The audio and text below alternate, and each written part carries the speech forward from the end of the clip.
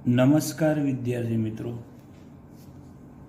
આપ સૌનું મારી યુટ્યુબ ચેનલ ભૌમિક પ્રજાપતિમાં હાર્દિક સ્વાગત છે. વિદ્યાર્થી મિત્રો, આપણે ધોરણ 10 વિષય વિજ્ઞાનનો અભ્યાસ કરવાના છીએ. તેમાં આપણે આજે નવા ચેપ્ટર સાથે આવ્યા છીએ, જે છે બાયોલોજી વિભાગ, અને આમ કહી શકાય પર્યાવરણ વિભાગ. બાયોલોજીનો એક ભાગ છે પર્યાવરણ, અને તે પ્રકરણ નંબર છે 15, અને એનું નામ છે આપણું પર્યાવરણ. તેનો અભ્યાસ કરીશું. સૌ પ્રથમ પ્રશ્ન જ છે, પર્યાવરણ વિશે નોંધ લખો અથવા પર્યાવરણ વિશે માહિતી આપો. પર્યાવરણ કહેવાય કોને? પહેલા આપણે એની વ્યાખ્યાથી શરૂઆત કરીએ કે સજીવો અને તેમની આસપાસ આવેલું ભૌતિક પરિસર અથવા પરિબળ. સજીવો અને તેમની આસપાસ આવેલું ભૌતિક પરિસર એટલે એની આજુબાજુ આવેલું વૃક્ષ, હવા, નદી, તળાવ, સરોવર, જે પણ કુદરતી વસ્તુ છે એ બધું મળે એટલે સજીવ અને નિર્જીવ. પરિસર છે એ બધું નિર્જીવ હશે, એટલે કે સજીવો એટલે સજીવોમાં આવી જાય મનુષ્ય, વનસ્પતિ, પ્રાણીઓ, જીવજંતુ વગેરે, અને તેમની આસપાસ આવેલું ભૌતિક પરિસર ને પર્યાવરણ કહે છે. વિદ્યાર્થી મિત્રો, પર્યાવરણની વ્યાખ્યા જુદી જુદી આવી શકે છે, પણ બધાનો અર્થ એક સરખો જ થાય. ક્યાંક એવી વ્યાખ્યા હશે સજીવ અને નિર્જીવ થી રચાતી તંત્ર એટલે પર્યાવરણ. ક્યાંક એવું પણ હશે કે સજીવોની આસપાસ આવેલું એવું પરિબળ કે જે એમને વૃદ્ધિ વિકાસમાં મદદ કરે એને કહેવાય પર્યાવરણ. એટલે પર્યાવરણની વ્યાખ્યા ઘણી બધી આવી શકે છે. પાઠ્યપુસ્તકમાં પણ ક્લિયર આપેલ નથી, પણ આપણે સામાન્ય રીતે સમજી શકીએ એવી વ્યાખ્યા છે કે સજીવો અને તેમની આસપાસ આવેલા ભૌતિક પરિસરને અથવા પરિબળને પર્યાવરણ કહે છે. કેવા આવે છે અને કોણ આવે છે આપણે એની વાત કરીએ. સજીવો જેવા કે વનસ્પતિ, પ્રાણીઓ, સૂક્ષ્મજીવો, મનુષ્ય, અને ભૌતિક પરિબળ એટલે જે ઉપર વાત થઈએ હવા, પાણી, બરોબર, સમુદ્ર વગેરે વગેરે વચ્ચે આંતરક્રિયા થાય છે, એટલે બંને એકબીજા ઉપર આધાર રાખે છે, જેથી પ્રકૃતિનું સંતુલન જાળવી રાખે છે.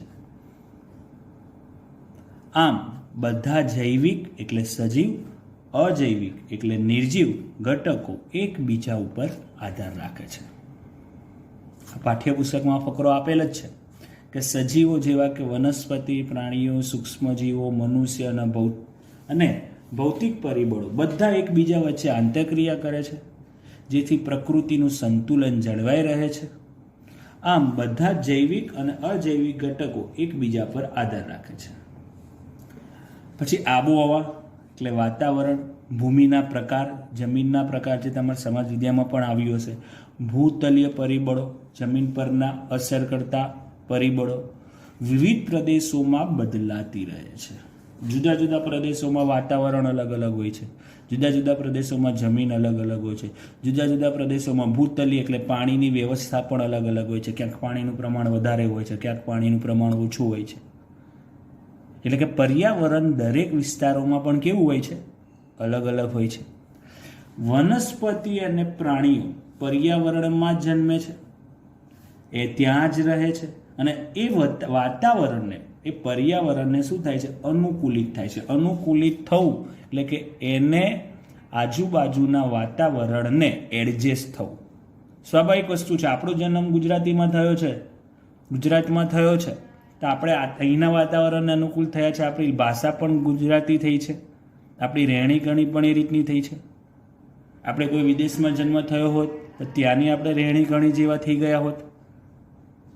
બરોબર, ઠંડા પ્રદેશોમાં જન્મ લીધો હોય તો ઠંડા પ્રદેશને આપણે અનુકૂળ થયા હોત, ગરમ પ્રદેશોમાં આપણે જન્મ લીધો હોય તો ગરમ પ્રદેશને અનુકૂળ થયા હોય. બસ એ જ પણ એ વાતાવરણ એટલે કે પર્યાવરણને અનુકૂળ, જ્યાં જન્મ લે છે ત્યાં જ રહે છે અને એને અનુકૂળ થાય છે, અથવા એક જગ્યાએથી બીજી જગ્યાએ થાય તો એને અનુકૂળ થવાની શું કરે છે? કોશિશ કરે છે, પ્રયત્ન કરે છે. જો પર્યાવરણના કોઈ એક ઘટકમાં ફેરફાર થાય તો સજીવના અસરને પણ ફેરફાર થાય છે. સમજવા જેવું ટોપિક છે. જો કોઈ એક ઘટકમાં અચાનક બહુ વરસાદ આવી જાય તો આપણને થોડીક તકલીફ પડે છે, આપણા જીવનને અસર થાય છે. અચાનક વરસાદ ના આવે, દુષ્કાળ પડે તો પણ આપણને અસર થાય છે. ભૂકંપ આવે તો પણ અસર થાય છે. અત્યારે કોરોનાની હાલત છે, જે પર્યાવરણને આપણે પર્યાવરણને ક્યાંક નુકસાન કર્યું છે એના કારણે જ આ વાયરસ આવ્યા છે, એવું ક્યાંક પણ તમે સાંભળ્યું છે. તે આપણા જીવનને પણ અસર કરે છે. ટૂંકમાં પર્યાવરણનું કોઈ પણ ઘટકને અસર થાય એટલે એ પર્યાવરણને લગતા સજીવોને પણ ક્યાંક ને ક્યાંક અસર થાય છે. ખ્યાલ આવી ગયો? એ પર્યાવરણ વિશે માહિતી હતી. ફરીથી જોઈએ પર્યાવરણની વ્યાખ્યા. સજીવો અને તેમની આસપાસ આવેલા ભૌતિક પરિસરને પર્યાવરણ કહે છે.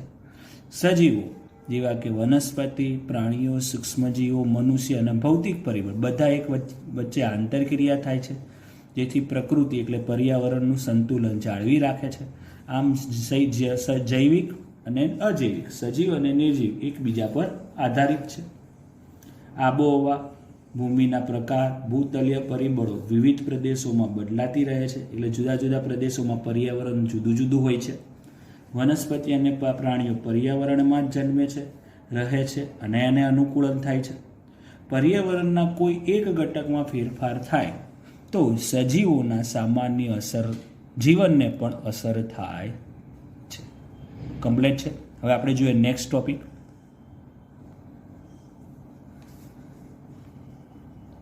હવે પ્રશ્ન છે નિવસન તંત્ર વિશે ટૂંક નોંધ લખો અથવા નિવસન તંત્રના પ્રકાર જણાવો.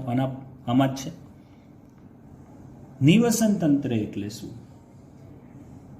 તો જોઈએ, વ્યાખ્યા જોઈશું એટલે તમને ખ્યાલ આવશે કે બધા જ સજીવો અને વાતાવરણના અજૈવિક ઘટકો એટલે કે જૈવિક અને અજૈવિક ઘટકો વચ્ચે આંતરક્રિયાથી બનતા તંત્રને નિવસન તંત્ર કહે છે. નિવસન તંત્ર એટલે એક પ્રકારનું રહેઠાણવાળું જગ્યા, જ્યાં આપણે એમ કહીએ કે અમદાવાદ એક પ્રકારનું નિવસન તંત્ર ગણીએ તો આપણે અમદાવાદ એક નદી કિનારે વિકસ્યું છે, સાબરમતી નદી કિનારે વિકસ્યું છે. તેના જ કારણે ખેતી થતી હતી, તેના જ કારણે ઉદ્યોગો અને ધંધા થયા, એના જ કારણે ત્યાં રહેવાનું થયું. એટલે સજીવો અને આજુબાજુ આવેલું વાતાવરણથી જે જગ્યાએ સજીવો વસવાટ કરે એને નિવસન તંત્ર કહે છે. ટૂંકમાં જ્યાં સજીવ અને નિર્જીવ ઘટકો જોવા મળતા હોય એને નિવસન તંત્ર કહેવાય. ખ્યાલ આવી ગયો? જ્યાં સજીવો પણ જોવા મળતા હોય, નિર્જીવ પણ જોવા મળતા હોય અને તે આંતરક્રિયાથી બનતા તંત્રને નિવસન તંત્ર કહે છે. પર્યાવરણ જેવી જ વ્યાખ્યા થઈ અહીંયા, બરોબર છે. પણ અહીંયા વ્યાખ્યા એકબીજાની ક્રિયા પર આધારિત છે અને પર્યાવરણની વ્યાખ્યા એવું હતું સજીવો અને નિર્જીવ ભેગા હોય એને પર્યાવરણ કહેવાય, બરોબર છે. અને અહીં વ્યાખ્યા આવશે સજીવો એટલે કે જૈવિક અને વાતાવરણના અજૈવિક ઘટકો વચ્ચે આંતરક્રિયાથી બનતા તંત્રને નિવસન તંત્ર કહે છે. આપણે એના ઉદાહરણ જોઈશું એટલે તમને ખ્યાલ આવશે એના પ્રકારો પરથી. નિવસન તંત્રની વિશેષતા અથવા એના લક્ષણો. નિવસન તંત્ર નાનું કે મોટું હોઈ શકે છે. સજીવો તેની આસપાસના પર્યાવરણ સાથે ચોક્કસ આંતરક્રિયા કરે છે. સજીવો જોવા મળે એ સજીવોને જીવવા માટે ખોરાક જોઈએ, પાણી જોઈએ, હવા જોઈએ. એ બધું ક્યાંથી મેળવે છે? એની આજુબાજુના પર્યાવરણમાંથી જ. એટલે એક પ્રકારની ત્યાં આંતરક્રિયા કરે છે. દરેક નિવસન તંત્ર વિશિષ્ટ બંધારણ ધરાવે. દરેક નિવસન તંત્ર અલગ અલગ હોય છે. નદી બોલો તમે, તળાવ બોલો, આ બધા નિવસન તંત્ર છે. નદીની ખાસિયત અલગ હશે, તળાવની ખાસિયત અલગ અલગ હશે, સરોવરની ખાસિયત અલગ હોય, જંગલ એની ખાસિયત અલગ. આ બધા નિવસન તંત્ર છે. નદીની અંદર માછલી એવા સજીવો જોવા મળે, પાણી એ બધું નિર્જીવ છે. તળાવમાં માછલી, જંગલમાં પક્ષીઓ જોવા મળે, પ્રાણીઓ જોવા મળે, એટલે એ પણ એક પ્રકારનું થશે. એટલે કે દરેકની બંધારણ અલગ હોય છે અને ચોક્કસ કાર્ય કરે છે, એમની ખાસિયત પણ અલગ અલગ હોય. દરેક નિવસન તંત્ર બીજા નિવસન તંત્રમાં ભળી જાય છે. નાના મોટા બધા પછી ભળીને એક મોટું જ નિવસન તંત્ર બનાવે છે. એટલે નિવસન તંત્રના વિશિષ્ટતા જોઈએ કે તે નાનું કે મોટું હોઈ શકે. સજીવો તેની આસપાસના પર્યાવરણ સાથે ચોક્કસ આંતરક્રિયા કરે છે, એટલે એના ઉપર આધાર રાખે જ છે. દરેક નિવસન તંત્ર વિશિષ્ટ બંધારણ ધરાવે છે અને ચોક્કસ કાર્ય કરે છે. એક નિવસન તંત્ર બીજા નિવસન તંત્રમાં શું થાય છે? ભળી જાય છે. એના પ્રકાર જોઈએ એટલે તમને ખ્યાલ આવી જશે. નિવસન તંત્રના પ્રકાર એના બે છે, કુદરતી નિવસન તંત્ર અને કૃત્રિમ નિવસન તંત્ર. કુદરતી એટલે શું? એ તો તમને ખ્યાલ આવી ગયો. જે નિવસન તંત્ર કુદરતી રીતે જ બનેલું હોય, જેને મનુષ્યની જરૂર પડેલી ના હોય, જેમ કે તળાવ તો કૃત્રિમમાં પણ ગણી શકાય, પણ પહેલાની વાત થાય છે અહીંયા.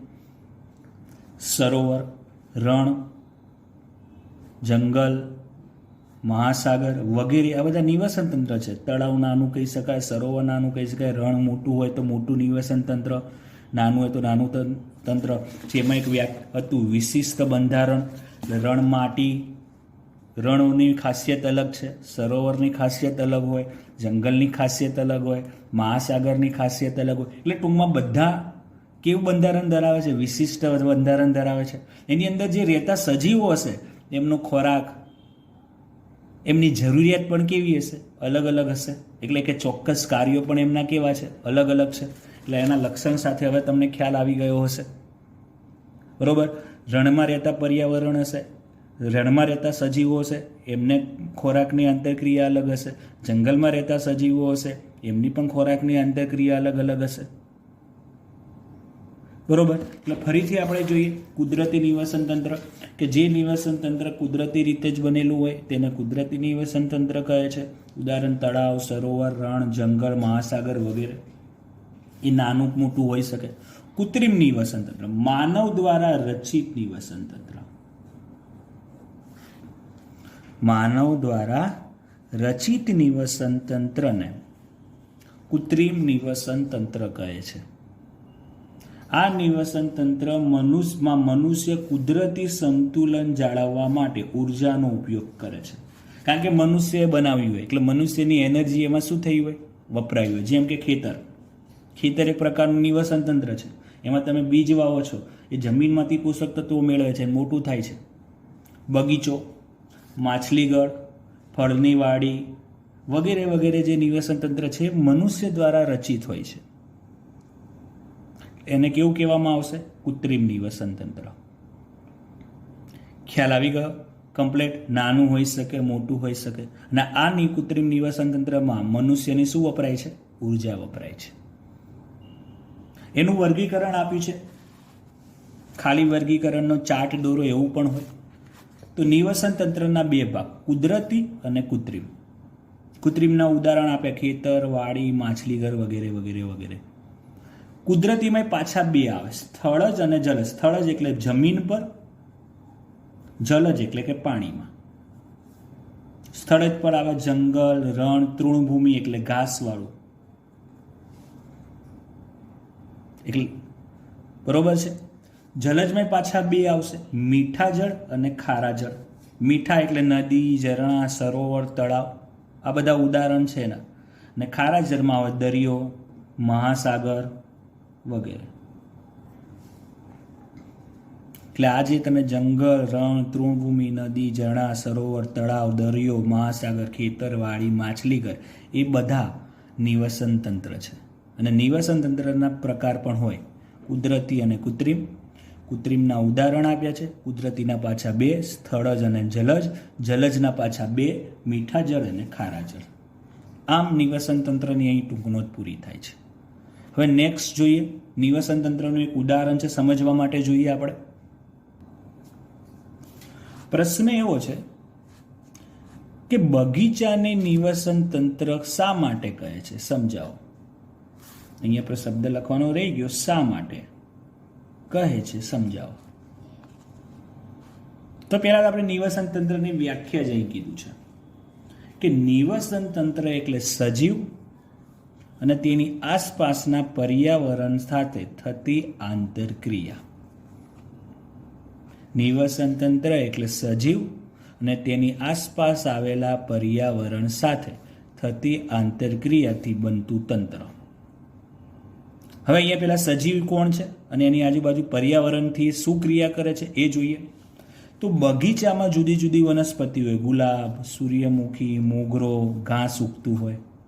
તેમજ પ્રાણીઓ પણ જોવા મળે, ખિસકોલી, દેડકા, કીટકો એટલે જીવજંતુઓ, પક્ષીઓ વગેરે જોવા મળે.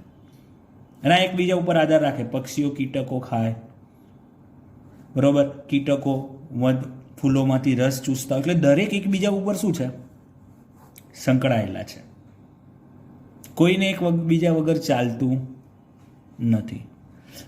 વળી આ બધા સજીવોને વૃદ્ધિ થવી હોય, છોડને ઉગવો હોય, મોટું થવું હોય, બરોબર, એ માટે એમને વૃદ્ધિ, પ્રજનન એટલે કે એમની સંખ્યામાં વધારો કરવા જેવી ક્રિયાઓ માટે પ્રકાશ, પવન, પાણી, જમીન દ્વારા મળે છે. અને એ બધું ક્યાંથી મળે છે? બગીચાનીમાંથી. એનો મતલબ કે આ નિર્જીવ ઘટકો છે, પ્રકાશ, પવન, પાણી, ભૂમિ, એ ક્યાંથી મળે છે? બગીચામાંથી.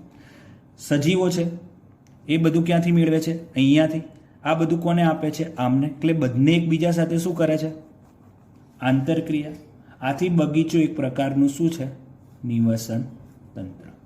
ફરીથી સમજો, નિવસન તંત્ર એટલે શું છે કે સજીવ અને આજુબાજુના પર્યાવરણ સાથે થતી આંતરક્રિયા, અથવા સામાન્ય અર્થ સમજો તેમ સમય સજીવો આજુબાજુના પર્યાવરણમાંથી જીવન જરૂરિયાત વસ્તુ મેળવી શકતી હોય એવા એરિયાને કહેવાય નિવસન તંત્ર. બરોબર. તો બગીચામાં જુદી જુદી વનસ્પતિ જેવા કે ગુલાબ, સૂર્યમુખી, મોગરો, ઘાસ વગેરે પ્રાણીઓ તેમજ ખિસકોલી, દેડકા, કીટકો, પક્ષીઓ આવેલા હોય છે, જે એકબીજા સાથે સંકળાયેલા છે, દરેક એકબીજા ઉપર આધાર રાખે છે. સાથે સાથે આ જ બધા સજીવોને વૃદ્ધિ માટે, પ્રજનન માટે, બીજી અસંખ્ય ક્રિયાઓ માટે પ્રકાશ, પવન, પાણી, ભૂમિ વગેરેની જરૂર, ભૂમિ એટલે પોષક તત્વો વગેરેની જરૂર ત્યાંથી મળે છે. ક્યાંથી? જ્યાં આપણે વાવ્યું હોય ત્યાંથી જ મળે છે. આથી એ બગીચાને નિવસન તંત્ર કહી શકાય છે. એમ તમને તળાવ વિશે પૂછે તો તળાવ વિશે પૂછે તો તળાવમાં શું જોવા મળે? જુદી જુદી પ્રકારની માછલીઓ. એમાં નાની મોટી માછલી નાની માછલીને ખાતા હોય, લીલી વનસ્પતિ હોય, લીલ હોય, જે એકબીજાને ખાવાના હોય. પછી એ ખાય તો જ એમની વૃદ્ધિ થાય, એમનું પ્રજનન થાય. એ જ લોકો પાણીમાંથી ઓગળેલો ઓક્સિજન મેળવે એટલે એમની સંખ્યામાં શું થાય? એમના જે શરીરની વૃદ્ધિનો અને શું થાય? વિકાસ થાય. એટલે તળાવ પણ એક પ્રકારનું શું બને? નિવસન તંત્ર. ખબર પડી ગઈ? કમ્પ્લેટ. હવે આપણે જોઈએ નિવસન તંત્રના ઘટકો. એમાં કયા કયા પ્રકારના સજીવો આવે? આપણે નિવસન તંત્રના પ્રકાર જોયા.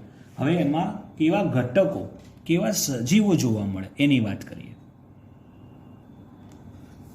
મોસ્ટ ઇમ્પોર્ટન્ટ ટોપિક કહી શકીએ આપણે આને કે નિવસન તંત્રના ઘટકો સમજાવો.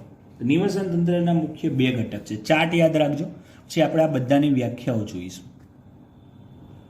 નિવસન તંત્રના મુખ્ય બે પ્રકાર છે, જૈવિક ઘટક અને અજૈવિક ઘટક. સજીવ અને નિર્જીવ. નિર્જીવમાં તો આવે છે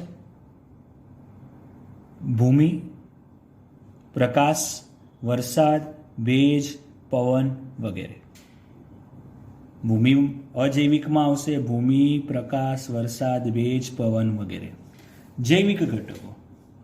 સજીવો ત્રણ પ્રકારના છે. ઉત્પાદક એટલે ઉત્પન્ન કરનાર, ઉપભોગી એટલે ઉપયોગ કરનાર, વિઘટકો જે આ બધા સજીવોનું શું કરશે?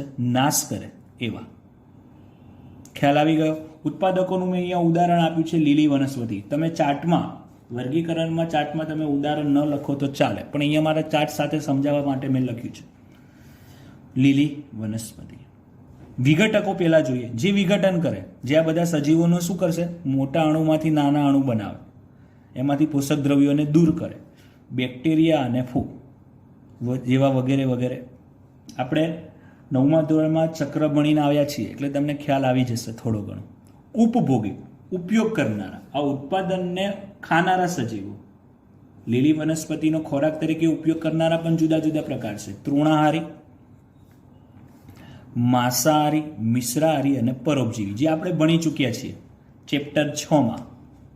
ક્યાં આવતું હતું? વિષમપોષી પોષણમાં. તૃણાહારી, ગાય અને ભેંસ, જે ફક્ત વનસ્પતિનો જ ખોરાક તરીકે ઉપયોગ કરે. માંસાહારી, જે ફક્ત પ્રાણીઓનો ખોરાક તરીકે ઉપયોગ કરે. મિશ્રાહારી અથવા સર્વાહારી, જે વનસ્પતિ અને પ્રાણી બંનેનો ઉપયોગ કરતો હોય. અને પરોપજીવી, પરોપજીવીમાં આપણે ભણી ચૂક્યા, જે સજીવોને મારે પણ નહીં અને એમાંથી પોષણ મેળવે. પરોપજીવી. વિઘટકો શું કરે? સજીવો મરી જાય પછી પોષણ મેળવે વિઘટકો. હું છઠ્ઠા ચેપ્ટરનું થોડુંક યાદ કરાવું છું. વિઘટકો શું કરે? મરી ગયા પછી સજીવોનું માંથી પોષણ મેળવે, વિઘટક કહેવાય. પરોપજીવી એટલે એવા જે મારે પણ નહીં સજીવોને અને પોષણ મેળવે. અહીં નિવસન તંત્રમાં 3 કક્ષાના ઉપભોગી આવે. પ્રથમ કક્ષા, દ્વિતીય કક્ષા અને તૃતીય કક્ષા. હવે એ શું છે? માંસાહારીના 2 ભાગ, તૃતીય કક્ષા અને તૃતીય કક્ષાના. માંસાહારી શું કરે છે? એના દ્વિતીય કક્ષાના ઉપભોગી એટલે શું? જે ખાલી ઘાસ ખાતા હોય ને, જે ખાલી વનસ્પતિ ખાતા હોય ને એવા પ્રાણીઓનું ભક્ષણ કરે. જે ખાલી વનસ્પતિ ખાય એટલે જે ખાલી ગાય અને ભેંસ જેવા પ્રાણીઓનો ખોરાક તરીકે ઉપયોગ કરે એને દ્વિતીય કક્ષાના કહેવાય. તૃતીય કક્ષા, જેને ઉચ્ચ કક્ષાના, એવા પ્રાણીઓ જે આમનો ખોરાક તરીકે એટલે જે આને ખોરાક તરીકે ઉપયોગ કરે. એટલે જે ખાલી વાઘ, સિંહ, ચિત્તા એમનો ખોરાક તરીકે ઉપયોગ કરતા હોય ને એવા. જેમ એમાં ઉદાહરણ હું તમને કહું તો સમડી. સમડી શું કરે? વાઘ, સિંહ, ચિત્તાનો માંથી પોષણ મેળવે. વાઘ, સિંહ, ચિત્તા મરી જાય એટલે એમાંથી પોષણ મેળવે. બરોબર? એટલે આ 3 વસ્તુ ખાસ ધ્યાન આપજો. અહીંયા થોડું ઘણું કન્ફ્યુઝન હશે બધાને, એટલે વ્યાખ્યાઓ તો પાછળ આપી છે. ફરીથી, નિવસન તંત્રના ઘટકો: જૈવિક ઘટકો, અજૈવિક ઘટકો. અજૈવિકમાં આવશે ભૂમિ, પ્રકાશ, વરસાદ, ભેજ, પવન વગેરે. જૈવિક ઘટકોમાં આવશે ઉત્પાદક, ઉપભોગી અને વિઘટકો. ઉપભોગીમાં પાછા 4 આવશે: તૃણાહારી, માંસાહારી, મિશ્રાહારી અને પરોપજીવી. માંસાહારીમાં પણ પાછા 2 આવે છે, દ્વિતીય કક્ષાના અને તૃતીય કક્ષાના. તૃણાહારીને પ્રથમ કક્ષાના કહેવાય અને દ્વિતીય કક્ષાના તૃતીય કક્ષા. તૃણાહારી એટલે જે વનસ્પતિનો ઉપયોગ કરે ખોરાક તરીકે. દ્વિતીય કક્ષાનો એટલે જે આનો ખોરાક તરીકે ઉપયોગ કરે. અને તૃતીય કક્ષા જે આનો ખોરાક તરીકે ઉપયોગ કરે. ક્લિયર છે? હવે જોઈએ આપણે આ બધાની સમજૂતી, એટલે તમને ખ્યાલ આવશે. નિવસન તંત્ર. નિવસન તંત્રના મુખ્ય 2 ઘટકો છે: અજૈવિક ઘટકો અને જૈવિક ઘટકો. અજૈવિક ઘટક કે બધા જ નિર્જીવ ઘટકો અજૈવિક ઘટકો છે. જેમ કે તાપમાન, વરસાદ, પવન, ભેજ, પ્રકાશ, ખનિજ દ્રવ્યો, ભૂમિ વગેરે વગેરે વગેરે, જે નિવસન તંત્રનું અજૈવિક ઘટક છે. જૈવિક, બધા જ સજીવો જૈવિક ઘટક છે. ટૂંકમાં દરેક સજીવનો સમાવેશ જૈવિક ઘટકોમાં થાય છે, જેમને 3 ભાગમાં વહેંચવામાં આવ્યા છે. કયા 3 ભાગ હતા? ઉત્પાદક, ઉપભોગી અને વિઘટક. તો ઉત્પાદક જોઈએ આપણે. ઉત્પાદક એટલે કેવા સજીવો આવશે એમાં? કે જે સજીવો સૂર્યપ્રકાશ અને ક્લોરોફિલની મદદથી અકાર્બનિક પદાર્થમાંથી કાર્બનિક પદાર્થ એટલે કે શર્કરા અને સ્ટાર્ચ જેવા સંયોજનનું નિર્માણ કરે. સાદી ભાષામાં કહું તો જે વનસ્પતિ સૂર્યપ્રકાશની ક્લોરોફિલ ધરાવતી હોય અને સૂર્યપ્રકાશની મદદથી ખોરાક બનાવતું હોય એવા સજીવોને ઉત્પાદક ગણવામાં આવે. પણ આ ચોપડીનું વાક્ય છે. શું કહેવા માંગે છે ચોપડીનું? કે એવા સજીવો જે સૂર્યપ્રકાશ અને ક્લોરોફિલની મદદથી અકાર્બનિક દ્રવ્યો કયા કયા હતા? ઓક્સિજન અને પાણી. પ્રકાશ સંશ્લેષણની ક્રિયા યાદ કરો. એની મદદથી કાર્બનિક દ્રવ્યો એટલે કે ખોરાક બનાવે. C2C6H12O6 ગ્લુકોઝ ખોરાક થયો ને, કાર્બનિક સંયોજન. ને કાર્બનિક સંયોજનમાં શું હોય? સ્ટાર્ચ અને શર્કરા, પ્રોટીન, વિટામિન. આપણે મનુષ્યનું પાચન તંત્ર ભણ્યા, એમાં હતું ખોરાકના અંદરના જેવા સંયોજનો બનાવે એને ઉત્પાદક કહેવાય. અને એમાં કોનો સમાવેશ થશે? બેક્ટેરિયા. કેવી બેક્ટેરિયા? અને લીલી વનસ્પતિ કેવી? કે જે હરિતદ્રવ્ય ધરાવતી હોય ને એવી બેક્ટેરિયા. ટૂંકમાં જે સ્વયંપોષી સજીવ છે એ બધા ઉત્પાદક ગણાશે. બરોબર છે. પછી છે ઉપભોગી.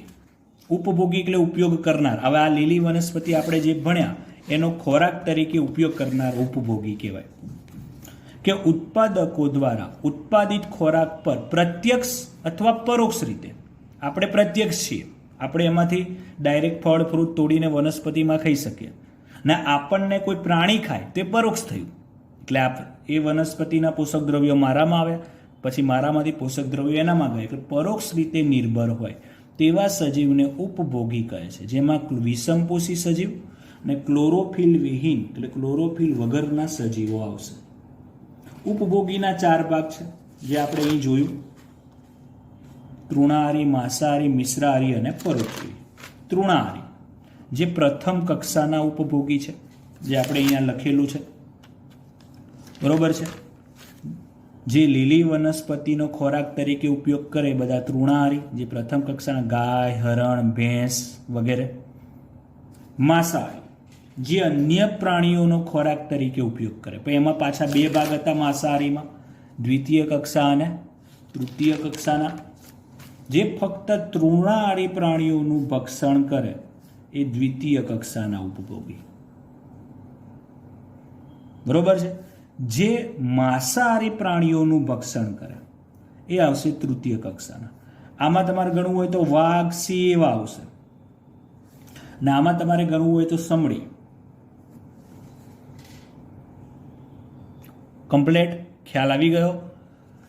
અને મિશ્રાહારી જે પ્રાણીઓ અને વનસ્પતિનો ખોરાક તરીકે ઉપયોગ કરે, મનુષ્ય, વંદો વગેરે. જે આપણે ઉદાહરણ, આમ તો તમે આપણે 3 વસ્તુ 6થા ચેપ્ટરના વિષમપોષી સજીવમાં ભણી ચૂક્યા છીએ, પોષણમાં. બરોબર. પણ એમાં ક્લેરિફિકેશન આ બંનેનું નહોતું. એમાં તો ખાલી એમ જ લખ્યું હતું કે જે પ્રાણી અન્ય પ્રાણીને ખોરાક તરીકે ઉપયોગ કરે માંસાહારી. પણ એમાંય પાછા 2 ભાગ આવે. એ અહીં સમજૂતી આપી. જે અહીં જ લખવાનું નિવસન તંત્રમાં, એમાં લખવાનું એવું કોઈ જરૂર નથી એ ટોપિકમાં. ખ્યાલ આવી ગયો. અને ચોથું હતું, ત્રીજું હતું વિઘટકો.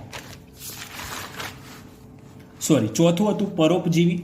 બાકી રહી ગયું, જે હું તમને બતાવું ચાર્ટમાં. મિશ્રાહારી, પછી ઉપભોગીનો ચોથો પ્રકાર હતો પરોપજીવી. યજમાન સજીવમાંથી સીધું જ પોષક દ્રવ્યોનું શોષણ કરે. અને 6થા ચેપ્ટરમાં એવું હતું જીવતા સજીવમાંથી સીધું જ પોષણ મેળવે. એટલે સીધું જ, એને મરવાની જરૂર પડે નહીં. સજીવ જીવતા હોય ને એમાંથી પોષણ મેળવી લે એને કહેવાય પરોપજીવી. એમાં આવશે અમરવેલ, પ્લાઝ્મોડિયમ વગેરે વગેરે વગેરે. બરોબર. આપણા માથામાં જૂ પડી જાય છે, જે આપણે જીવતા હોય ત્યારે જ આપણામાંથી લોહી મેળવે છે. માથામાં જે આપણે જૂ લીક કહીએ છીએ એ પણ પરોપજીવીમાં ગણી શકાય. બરોબર છે. પછી વિઘટક. વિઘટક એટલે સામાન્ય અર્થ 6થા ચેપ્ટરમાં એવું હતું કે મૃત સજીવમાંથી પોષણ મેળવે. અહીં અર્થ એવો આપ્યો છે કે જટિલ કાર્બનિક પદાર્થનું ત્રીજો પ્રકાર. 3 પ્રકાર હતા: ઉત્પાદક, ઉપભોગી અને વિઘટક. એ ત્રીજો, જટિલ કાર્બનિક પદાર્થોનું સરળ. આપણું મનુષ્ય છે જટિલ હોય, એમાં અસંખ્ય પોષક દ્રવ્યો હોય. આપણે મૃત્યુ પામીએ, કોઈ વૃક્ષ પડી જાય, કોઈ પ્રાણી મરી જાય, તેનું કોવાઈ જાય, સડો થઈ જાય. એટલે સરળ કાર્બનિક પદાર્થોમાં વિઘટન એટલે કે છૂટા પાડતા સજીવોને વિઘટકો કહે છે. જેમ કે ફૂગ, બેક્ટેરિયા વગેરે વગેરે વગેરે. અહીંયા કેટલાક બેક્ટેરિયા કીધું. કેવા બેક્ટેરિયા આવશે? સ્વયંપોષી વગરના. કમ્પ્લેટ છે. ખ્યાલ આવી ગયો કે જટિલ કાર્બનિક પદાર્થનું સરળ કાર્બનિક પદાર્થમાં વિઘટન કરતા સજીવોને વિઘટક કહે છે. કમ્પ્લેટ. તો વિદ્યાર્થી મિત્રો, બસ આજે આ વિડીયોમાં આટલે સુધી. નેક્સ્ટ નવા ટોપિક સાથે મળીશું. ત્યાં સુધી જય હિન્દ, જય ભારત.